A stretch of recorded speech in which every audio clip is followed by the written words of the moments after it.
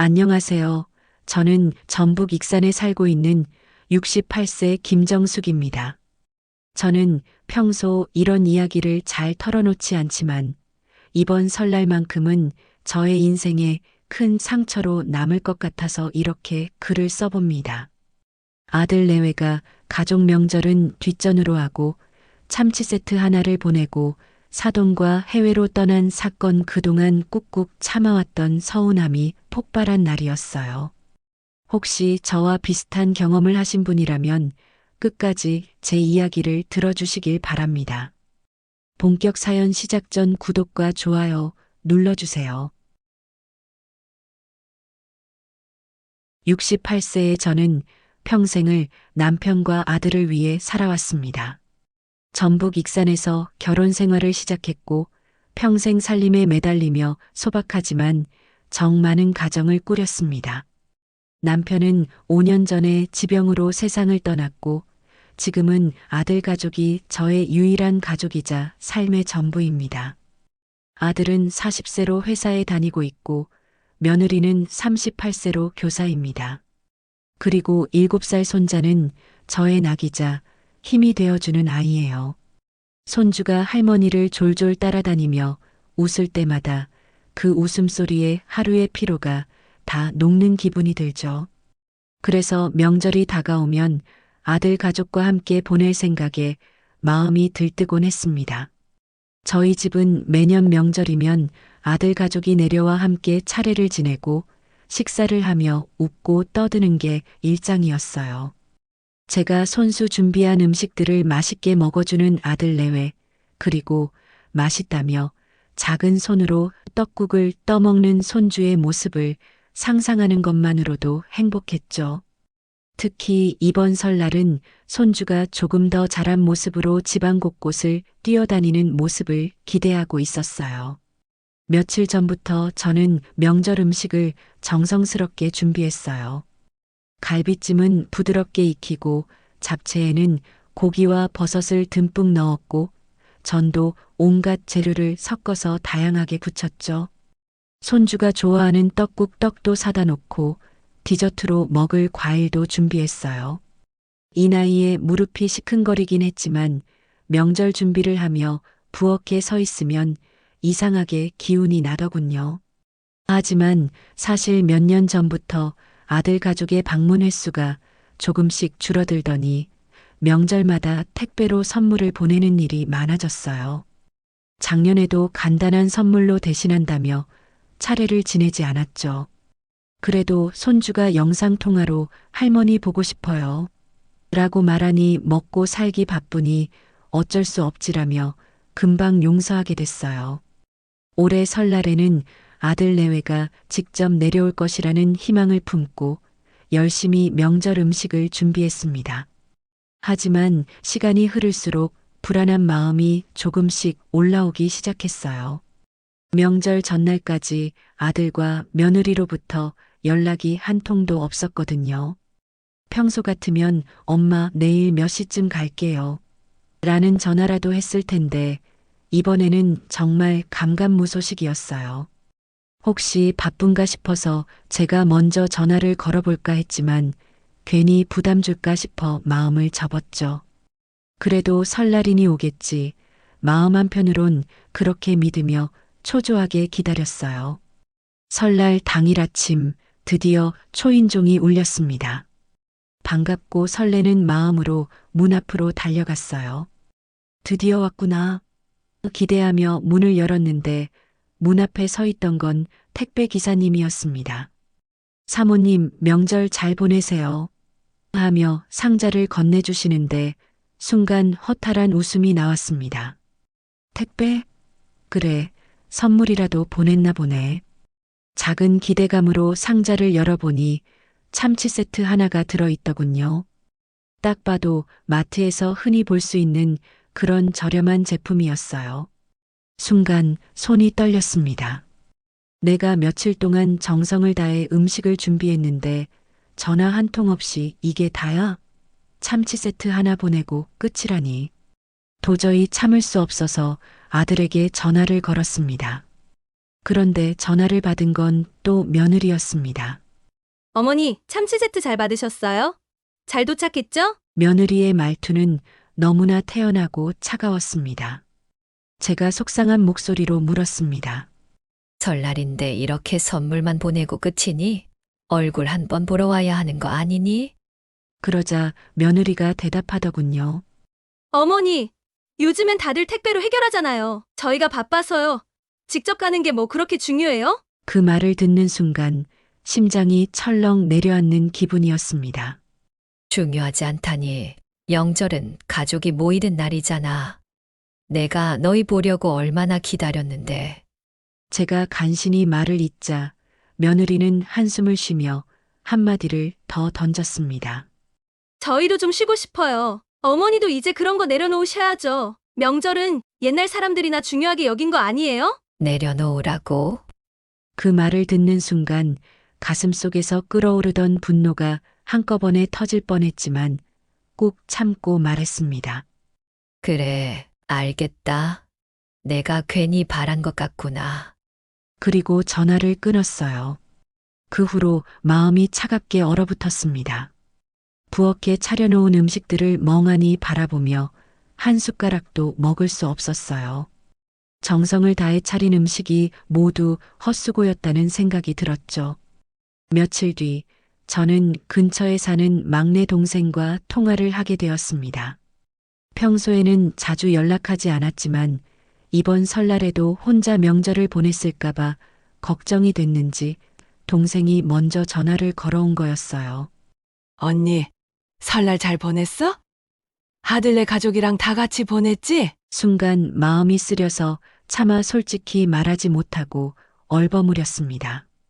그냥 뭐 잘 지냈어. 다들 바쁘니까. 그런데 동생이 갑자기 이상한 말을 꺼내더군요. 아니, 언니. 근데 조카랑 며느리 이번에 괌 간다면서? 내가 지난주에 조카랑 연락했는데 신나게 떠난다고 하더라고. 며느리 부모님이랑 같이 간다며? 언니도 알고 있지? 그 말을 듣는 순간 귀를 의심했습니다. 뭐, 괌에 간다고? 아니, 나는 그런 얘기 전혀 못 들었는데. 동생은 당황한 듯 말했습니다. 뭐야, 언니도 몰랐어? 내가 분명 조카랑 통화할 때 괌 간다고 들었는데 며느리 부모님이랑 같이 가는 거라길래 당연히 언니도 알고 계신 줄 알았지. 순간 머리가 하얘졌습니다. 괌에 간다고? 나한테는 한마디도 안 했으면서 다른 사람들한테는 즐겁게 떠난다고 떠들고 다녔다니? 더구나 며느리 부모님과 함께 간다니 그 말에 배신감이 밀려왔습니다. 내가 손주를 안아보려고 얼마나 기다렸는데 바쁘다더니 그 시간에 사돈하고 괌으로 떠났단 말이야? 동생은 상황을 눈치챘는지 대화를 돌리려고 했지만 제 마음은 이미 차갑게 얼어붙어 있었습니다. 언니, 미안해. 내가 괜히 얘기해서 조카네 바쁘니까 그랬나 보지 뭐.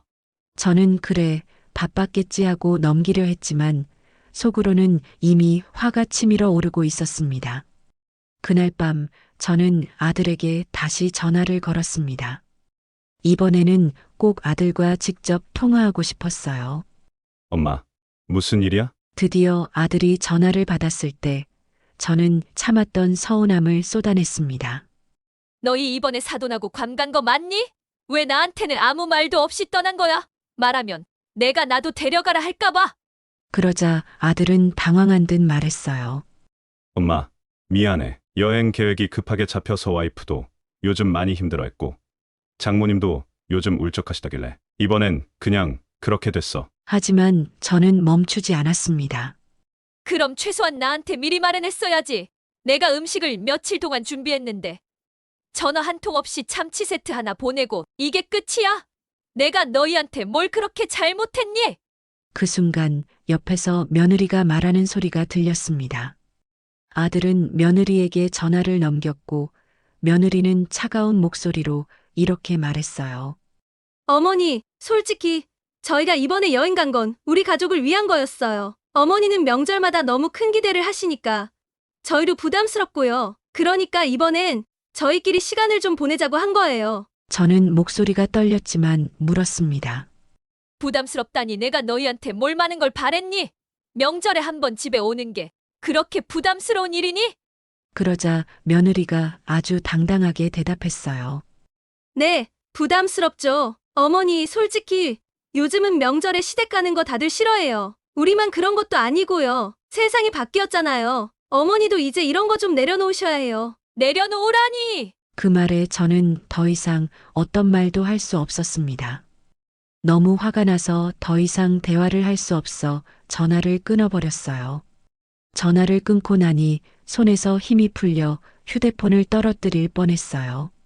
그날 밤 차가운 집안에서 혼자 쓸쓸히 떡국을 먹으며 눈물이 쏟아졌습니다. 내가 이렇게 외롭게 늙어가야 하는 건가? 정말 이게 내가 평생 바쳐온 가족의 최후인가? 그날 이후 저는 하루하루를 초조하고 무기력하게 보냈습니다. 며느리가 어머니, 이제 좀 내려놓으세요. 라고 했던 그 말이 머릿속을 맴돌며 제 가슴을 후벼 팠습니다. 평생을 가족을 위해 바쳤는데 이제 와서 나는 그들에게 짐이 된 걸까? 그저 부담스럽다고 말하는 며느리의 차가운 태도가 밤마다 떠오르며 잠을 설쳤습니다. 며칠 뒤 드디어 아들 내외가 괌에서 돌아왔다는 소식을 들었습니다. 그러나 연락은 아들이 아닌 사돈으로부터 먼저 왔습니다. 사돈이 저에게 전화해 이렇게 말하더군요. 어머, 사돈, 저희 잘 다녀왔어요. 우리 사위 덕분에 정말 좋았어요. 아, 그리고 애들이 이번에 사돈 선물도 사왔어요. 좋은 거니까 기대하셔도 될 것 같아요. 그 말을 듣는 순간 목소리가 떨리며 겨우 대답했습니다. 아, 네. 잘 다녀오셨다니 다행이네요. 하지만 속으로는 분노와 슬픔이 뒤섞이며 끓어오르고 있었습니다. 내게는 선물 하나 보내는 걸로 모든 걸 해결하려고 하면서 저들끼리는 얼마나 화목한 시간을 보냈을까? 손주들은 사돈 품에서 웃고 떠들었을 텐데 나는 혼자 떡국 한 그릇도 제대로 먹지 못하고 쓸쓸히 울고 있었던 그날이 떠올랐습니다. 그날 오후 아들 내외가 드디어 집에 찾아왔습니다. 저는 애써 화를 사귀고 웃는 얼굴로 맞이하려 했지만 문을 열고 들어온 며느리의 태도는 저를 더 크게 자극했습니다. 며느리는 밝은 얼굴로 이렇게 말했죠. 어머니, 저희가 괌에서 어머니 생각 많이 했어요. 그래서 선물도 골라왔답니다. 이거 받으시고 기분 좀 푸세요. 그러면서 건넨 건 작은 쇼핑백 하나였어요. 그 안에는 열대 과일칩 몇 개와 기념품 가방 하나가 들어 있었습니다. 그것도 관광지에서 흔히 볼 수 있는 값싼 물건이었죠. 저는 그 쇼핑백을 보며 멍하니 서 있었습니다. 아, 괌여행을 다녀와서 고작 나한텐 이게 다라고? 차마 입 밖으로 내지는 못했지만 속에서는 울음과 분노가 동시에 터져 나올 것 같았습니다. 그런데 며느리는 태연하게 웃으며 이렇게 말하더군요. 저희가 이번에 엄마를 모시고 여행 다녀왔거든요. 사실 어머니도 같이 가시면 좋았을 텐데 어머님이 좀 여행 다니는 걸 안 좋아하실 것 같아서요. 그래서 저희끼리 다녀왔어요. 이해하시죠? 그 말에 저는 더 이상 참을 수 없었습니다. 내가 여행 다니는 걸 안 좋아한다고 너희는 한 번이라도 나한테 물어봤니? 내가 손주 얼굴이라도 보려고 얼마나 기다렸는데 그렇게 떠나면서 나한테는 왜 말 한마디 안 했니? 그러자 며느리는 한숨을 쉬며 이렇게 대답했습니다. 어머니, 솔직히 말씀드릴게요. 명절에 어머니가 너무 많은 기대를 하세요. 저희도 이제 저희만의 시간이 필요하잖아요. 어머니는 왜 그런 걸 이해 못 하세요? 그 순간 아들이 옆에서 며느리를 거들며 이렇게 말했어요. 엄마, 요즘 시대가 바뀌었잖아. 꼭 명절에 다 모여야 한다는 법은 없어. 그리고 솔직히 엄마도 이제는 이런 거 좀 내려놓으셔야 해. 우리도 우리 삶이 있는 거잖아. 그 말에 저는 폭발하고 말았습니다. 내가 너를 위해 평생을 바쳤는데 그 결과가 이거니? 명절이 너희 삶의 짐이 되니? 내가 음식을 준비하면서 너희를 기다린 게 그렇게 부담스러웠니? 하지만 아들과 며느리는 서로 눈치를 보며 아무 말도 하지 않았습니다. 그들의 침묵이 더 큰 상처로 다가왔습니다. 그래, 너희가 괌에 가서 사돈과 웃고 떠들며 행복했다면 됐다. 하지만 나는 여기서 혼자 떡국 먹으며 울고 있었어.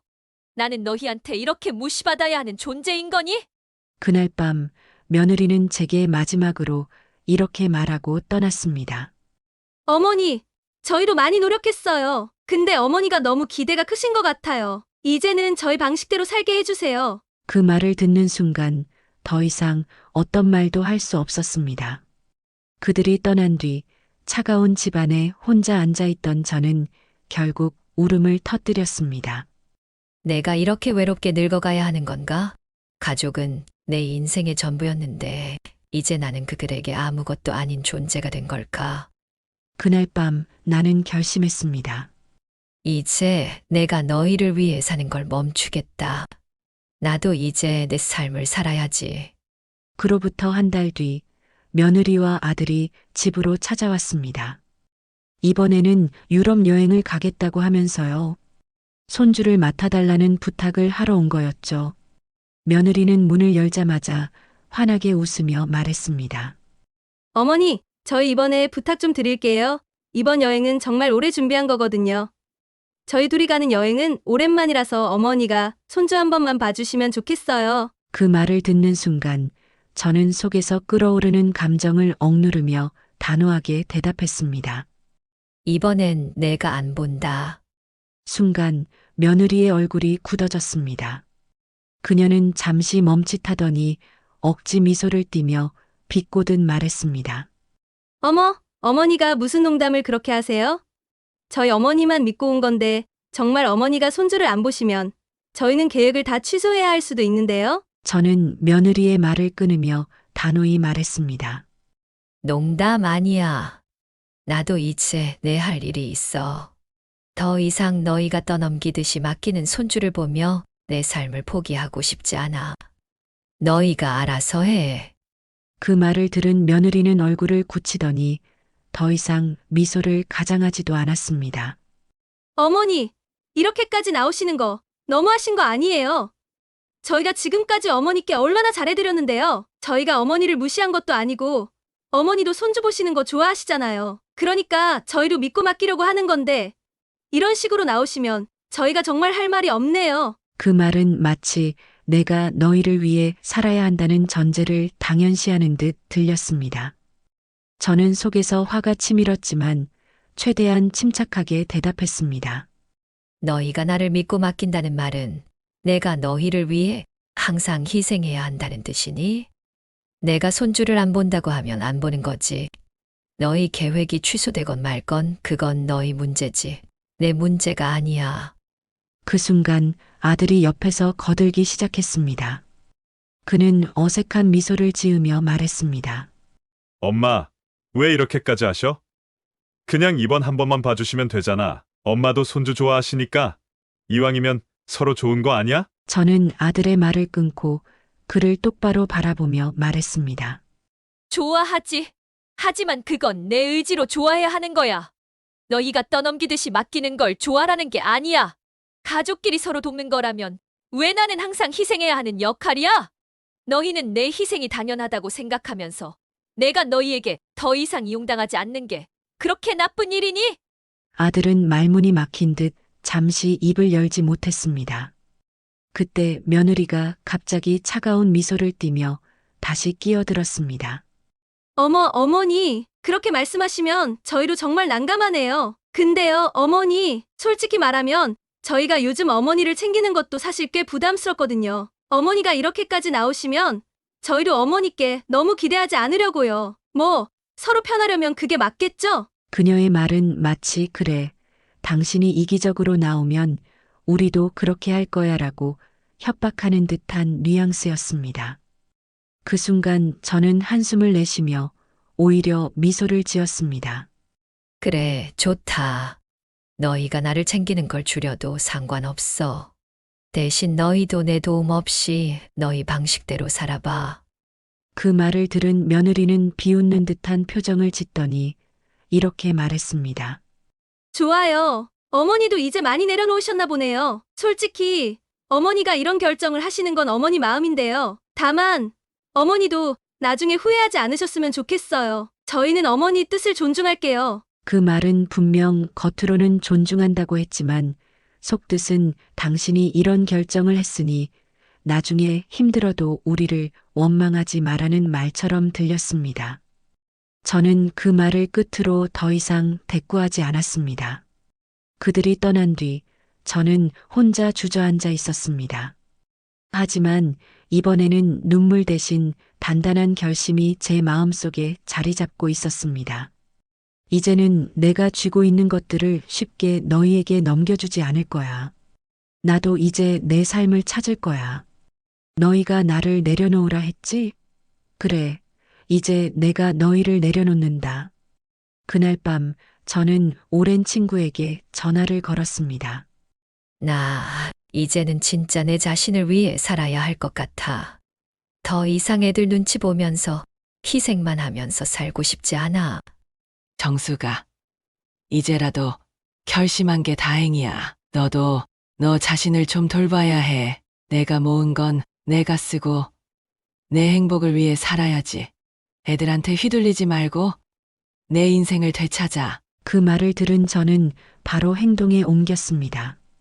다음 날 변호사를 찾아가 제 재산에 대한 상속 계획을 새롭게 세우기 시작했습니다. 내 재산은 내가 원하는 대로 쓸 겁니다. 그들이 아무것도 없이 살라는 건 아니지만 내가 그들에게 모든 걸 무조건적으로 물려줄 이유는 없어요. 변호사는 제 이야기를 듣고 조언해 주었습니다. 어머니가 원하시는 대로 유언장을 작성하시면 됩니다. 재산 일부를 다른 곳에 기부하시거나 조건을 걸 수도 있고요. 그 말을 듣고 저는 단호히 대답했습니다. 좋아요. 저는 제가 행복하게 쓸 만큼 쓰고 일부는 제가 원하는 곳에 기부할 겁니다. 아이들에게는 남은 일부만 넘기도록 하죠. 며칠 뒤 저는 아들과 며느리에게 직접 전화를 걸었습니다. 저는 차분한 목소리로 말했지만 그 안에 담긴 결심은 단호했습니다. 내가 더 이상 너희를 위해 희생하지 않겠다는 말 기억하지. 내 재산도 내가 결정할 거야. 너희가 내가 너희를 위해 남겨둬야 한다고 생각하는 그 돈, 이제 너희 몫으로만 생각하지 마. 순간 전화기 너머로 짧은 침묵이 흘렀습니다.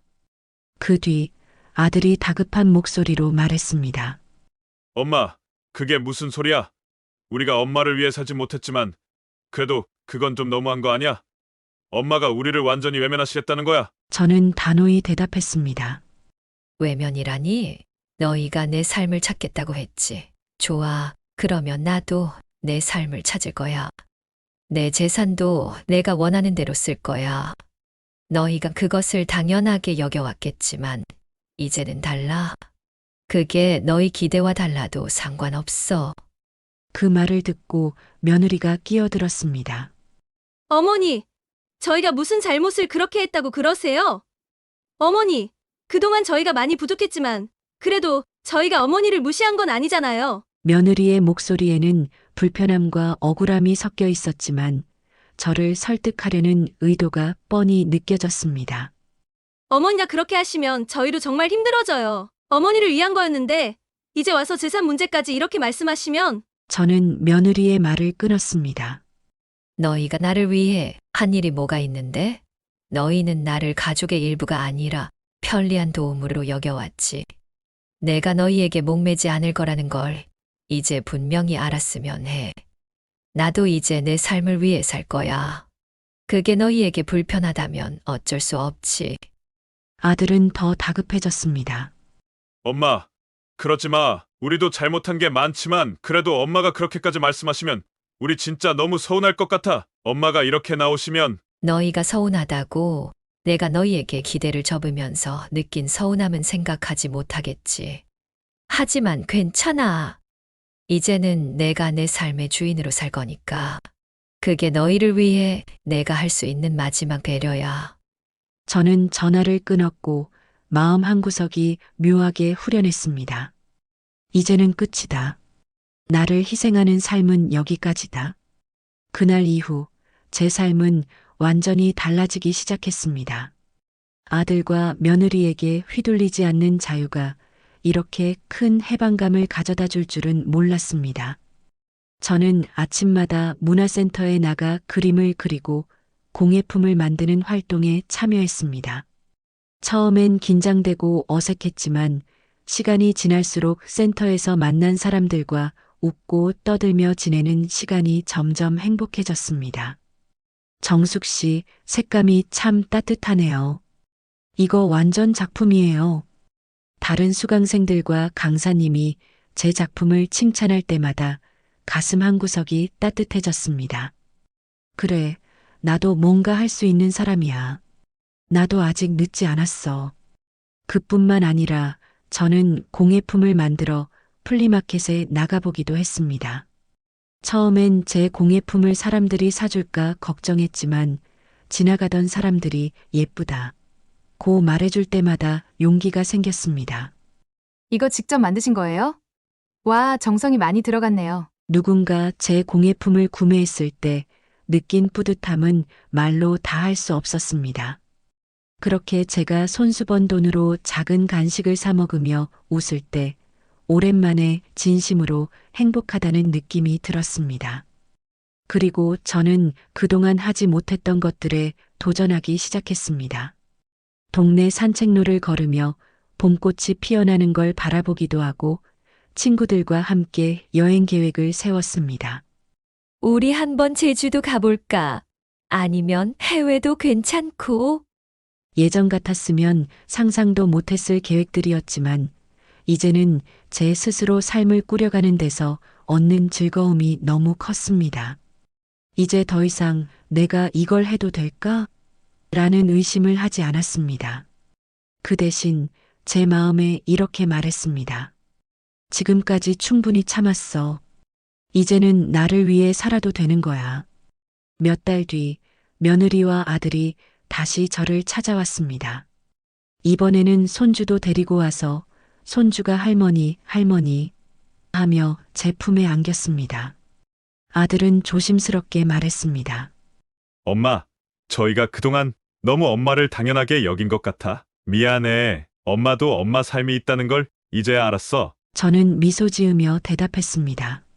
그래, 너희가 그렇게 깨닫게 된 것만으로도 다행이야. 이제는 나도 내 삶을 살아갈 거니까 너희도 너희 인생을 잘 꾸려가. 며느리는 억지로 웃으며 말했습니다. 어머니, 앞으로는 저희도 좀 더 신경 쓸게요. 하지만 저는 그들에게 다시 예전처럼 휘둘리지 않을 자신이 있었습니다. 왜냐하면 이제는 제가 제 삶의 주인이 되었으니까요. 이제 저는 다시 태어난 기분입니다. 저는 더 이상 가족들에게 얽매이지 않고 제 삶을 즐기며 살고 있습니다. 문화센터에서 새로운 친구들과 즐겁게 지내고 제 손으로 만든 공예품으로 작은 성취를 이루고 있습니다. 그리고 무엇보다 중요한 건 이제 제가 저 자신을 아끼고 사랑할 줄 알게 되었다는 겁니다. 내가 이렇게 늦게라도 나를 위한 삶을 찾게 된 게 얼마나 다행인지 몰라. 가끔 아들과 며느리가 전화를 해오지만 이제는 더 이상 그들에게 기대하지 않습니다. 그 대신 제 자신에게 말합니다. 너희가 나를 내려놓으라고 했지? 이제는 내가 너희를 내려놓는다. 이제 저는 더 이상 과거의 제 모습으로 돌아가지 않을 겁니다.